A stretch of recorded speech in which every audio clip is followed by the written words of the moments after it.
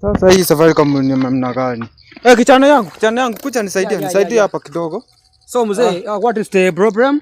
Aki simu yangu najua ndo nilinunuliwa. Okay, mzee uko na simu yangu. Ya, mtoto wangu najua kwa US. Yeah. Sasa sijui mbona nikiweka credit inaenda kupigia mtu waingi. Oh.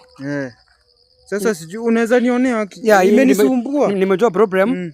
Ni usiwe Safaricom. Ni ya Safaricom. So wewe umechange to Airtel, unaona? So Airtel money ina send pesa to Telcom then inakuja kwa reverse call. So inaenda kwa video call. Unaona?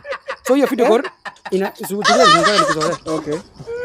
Unajua kuna kasichana huko ka grade 9. Kana koroga hiyo simu, kana koroga. Ndio maybe unapea watoto simu. Yeah. Nitamkataza, nitamgonga chindo. Yeah, sawa, ya shida. Utanisaidia. Sawa, weka pin ya M-Pesa. Pin ya M-Pesa? Ya. Sijui kama nakumbuka. Eka haraka kuna mali nakimbia. Ndio nimeweka baba. Sawa. Okay. Imekuwa hebu jaribu kununua credit nyingine. Sawa. Kuja hapa.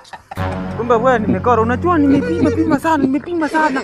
Kwa gani mzee? Kumbe wewe nimekora, unaona mimi tu. Kwa gani mzee? Ngoja. Mimi si mzee by the way. I'm the chief officer of this area. Yeah.